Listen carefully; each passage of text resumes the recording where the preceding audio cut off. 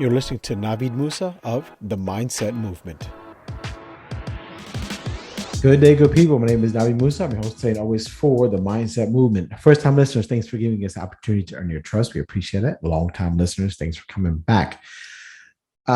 Listen, each and every week we get into it right away because why? We respect everybody's time. So I want to talk about the expectations of investing. So by definition, I'm on my phone right here. We're going to check it out. Invest, expend money with the expectation. Sorry, the definition of investing. Expend money with the expectation of achieving a profit or material result by putting it into financial plans, shares, or property, or by using it to develop a commercial venture. Also, another definition: provide or endow someone or something with a particular quality or attribute. So let's talk about the first definition where it says expend money with the expectation. Okay, that's the key word. With the expectation of achieving a profit or material result by putting it into financial plans, shares, or property. Okay, or by using it to develop a commercial venture. Listen, here's why I'm bringing this up.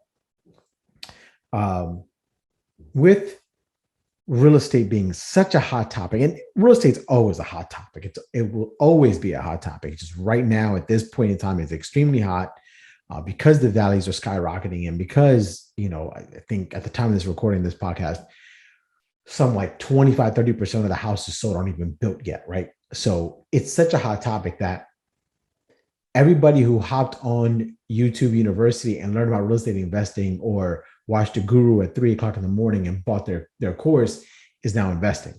And they want these results and these returns, and they want everything guaranteed and 100%, so on and so forth. What's happening? It's creating in my opinion, it's creating a very, very dangerous time as well, of where there's so much information easily and readily available that it's a little bit too much information, and that becomes into information overload, and how we are constantly, and I preach this too, execute, stop sitting on your ass and move and get to work right away, and stop being on the sidelines and paralysis analysis and all these key phrases, and move now and do it now. But are you doing your due diligence? Are you doing your due diligence? That's the key here. So many times we look at something we want to invest in, and we want to invest on it based off of a commercial or someone else's idea or a really good marketing ad in general. And we're like, damn, I need to get into that. And then, but that ad or that piece of marketing, whatever that was, that hooked you on it, that becomes your research, right? You look at that, nothing else. You need to do your own due diligence when you look at some stuff. And here's why, and I said this before in other podcasts in general, you need to know your market first off, right? And everybody's going on to some, popular websites here and popular podcasts, these really big ones, and they are, they're strictly using that one source of information as the only source of information and not doing their full due diligence.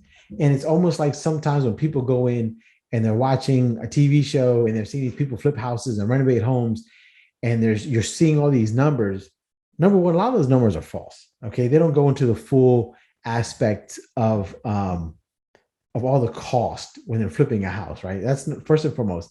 And number two, some of these numbers out there and these comps that they're getting, you have to just wonder. Okay, don't forget they're also getting paid for recording these TV episodes too.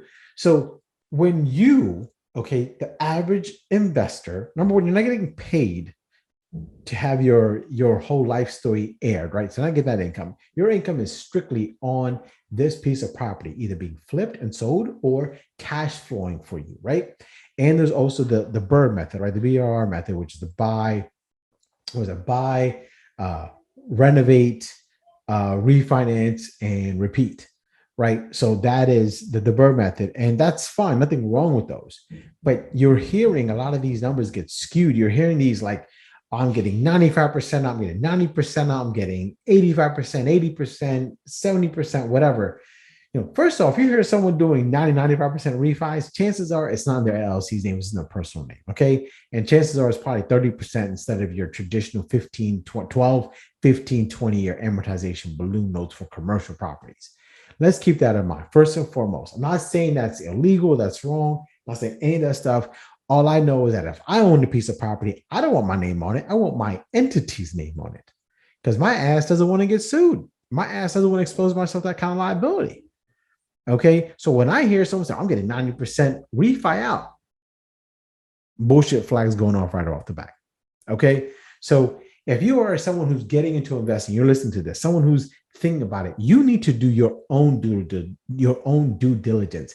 If you're not a licensed real estate agent, you need to call a realtor and find out. You need to interview them. Don't just go with, hey, that's a big hot air balloon over there with their name on it. Let me call them. Hell no. What do they know about investing? Find out.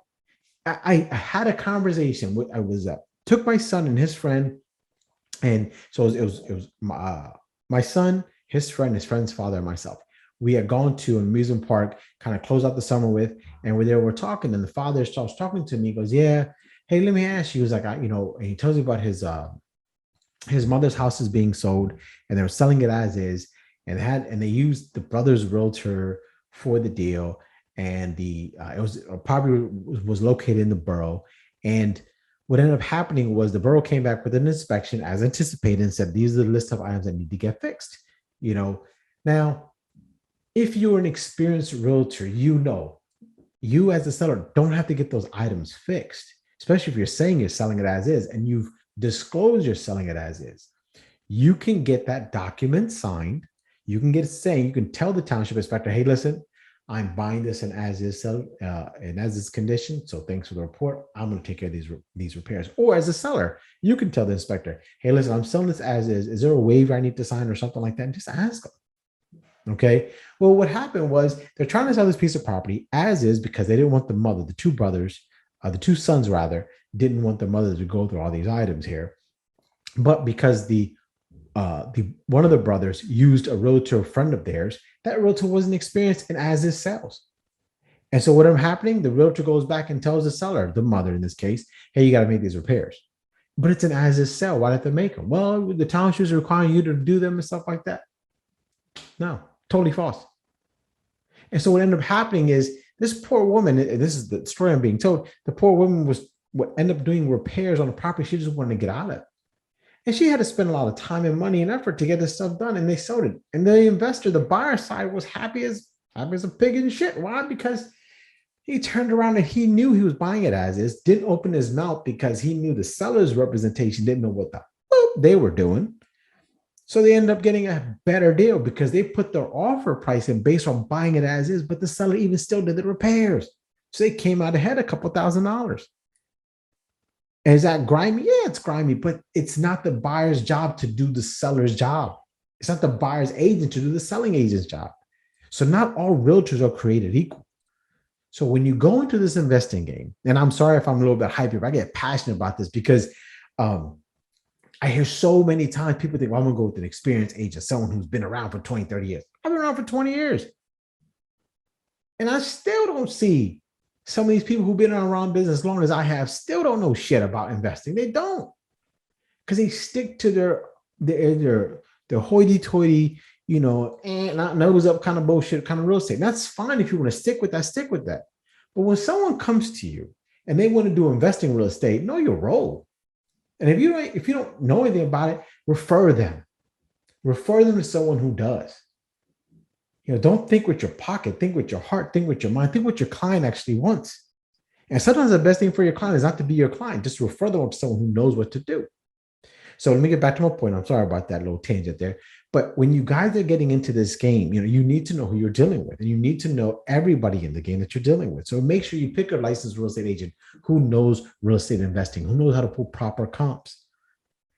Don't go to a course and let the course, there's software out there you can do. Don't get me wrong. There's tons of software you can use, but there's nothing like dealing with a real estate agent.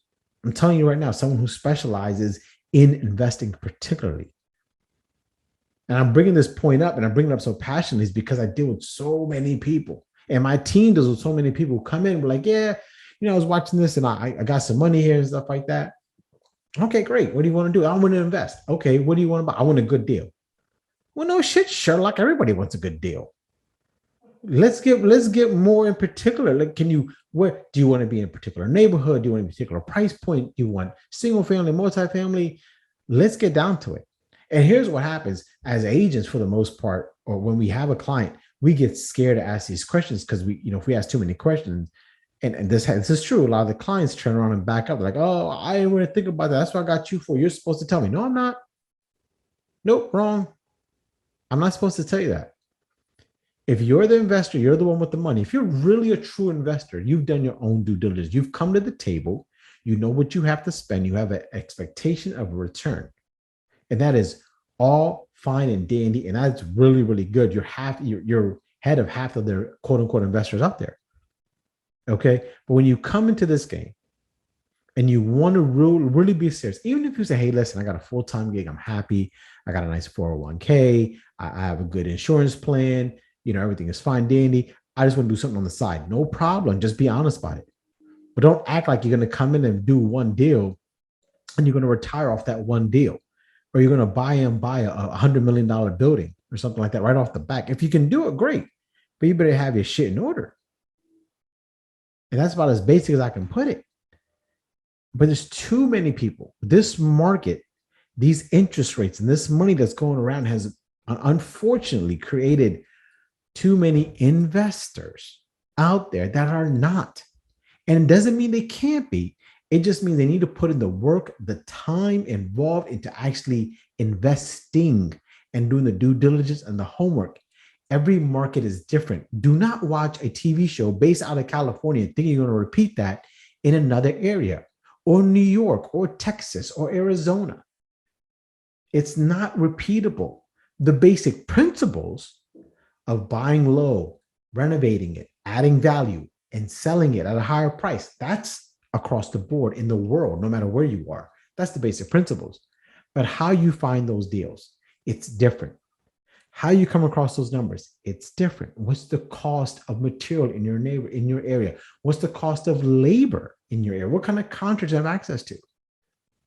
And if you don't know where to start with the networking group. Start by talking to people. Go to the local hardware stores and ask them. The guys who showed up at 6 o'clock in the morning, they're the ones who are really working.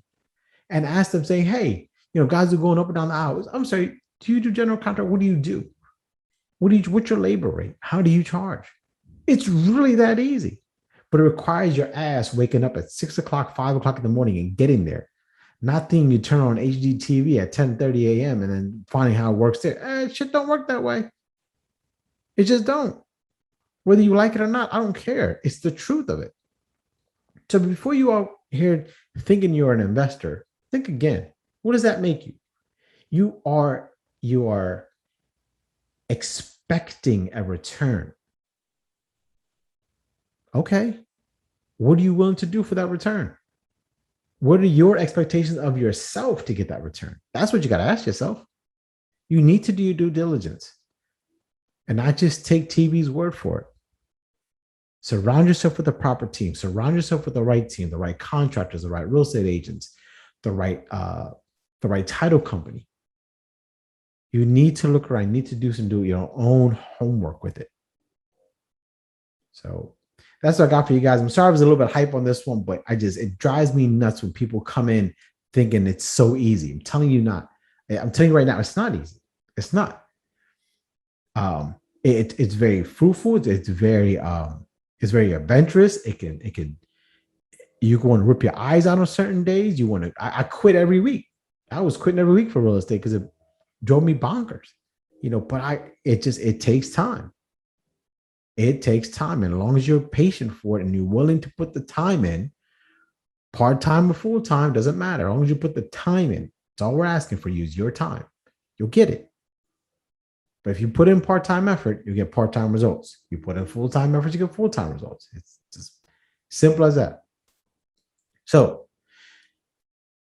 listen, if you like this episode, please share it. If you don't, come back, give me a second opportunity, right? So, each and every week, say the same thing. I close out the show saying the same thing. Just do right by the client. Just do right by the client. If you do right by the client, everything else will fall into place. I promise you. just take care of the client, and everything else will fall into place. Be good to each other, be good to yourselves, be safe out there. Thank you for joining us this week. I'll see you guys next week.